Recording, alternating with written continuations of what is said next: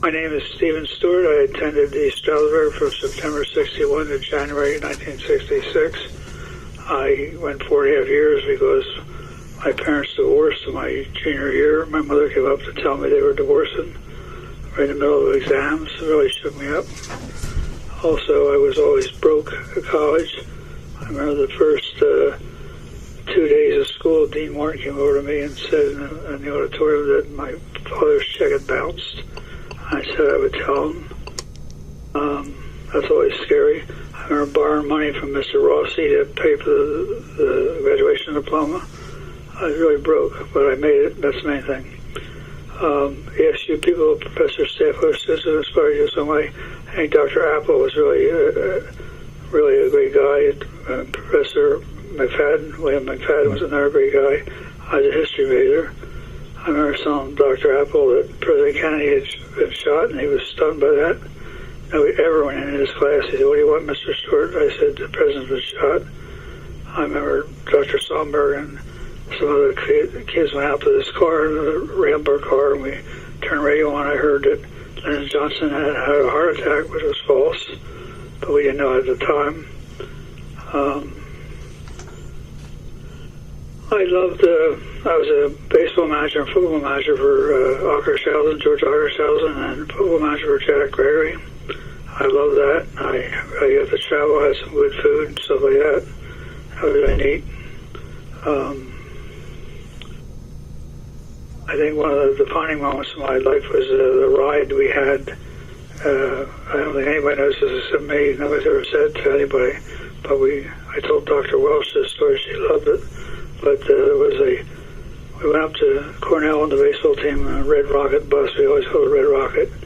And we were playing Cornell, and Jake Hayes from Columbia, New Jersey was our first baseman. He got hit by a runner running the first, and they took him out of the game and set him up to the infirmary. We won the game. We put him in the Red Rocket, the Red school bus, and we put pillows there to make a bed for him. We stopped wasting away down Scranton, so get up, Chuck. Get down Scranton, Coach Ockershausen called the parents to collect. While he's doing that outside of the bus, he was outside, I was the manager, and the police said, "What's going on?" I said, "We have an injured player." They arranged for a police escort. We went 67 miles in 30 minutes. Red Rocket really did his job. Before the expressway, the river was in Moscow, Pennsylvania, and this man walked out of the drugstore. We flew by him like 98 miles an hour or something like that. It was incredible. We saved Jake's life. He had a ruptured spleen. In retrospect, I think we should have taken him to the hospital and Scranton instead, but that's what his parents wanted. I love baseball. I love football. What do I spend most of the time at the ASU? I stay in the library or at the physical education place down there.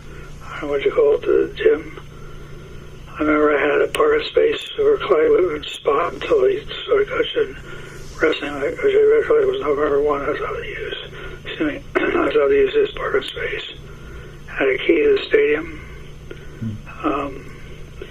One other good story to tell you is we had beaten, I can't remember the college anymore, 6-2 in soccer. And I had to make the football field out of a soccer field. Soccer games in the morning, football fields in the afternoon. And we did that and so forth. I could not get the scoreboard not to say 6-2. Couldn't do anything. So at the end of the first half, East Stroudsburg 6, Kutztown 2. Or Jack Gregory really looked at me. I told the VPO, the voice of the boat, to turn the electricity off. I did, and I got control of the clock again. I always look funny, but my time at SU, I met my future wife, Terry Polar, and my two roommates, Andy Ziegler did not graduate East Stroudsburg. They both went 2 years until I want to talk about. Andy Ziegler met Carol, that was Terry's best friend. They got married. And Pat Walker, the other roommate, who also went 2 years, never graduated East Stroudsburg. He married Carol Hooper from Ackermanville. Later on, when I found out they were divorced, my wife Terry had died, I remarried and married Carol Hooper Walker Stewart. I think some of the funniest things I ever saw in the college was our first baseman, second baseman, Ron Matejak caught a ball running to center field with his bare hand. The other team says, that's not a legal catch. We don't know what the heck's on you, you know.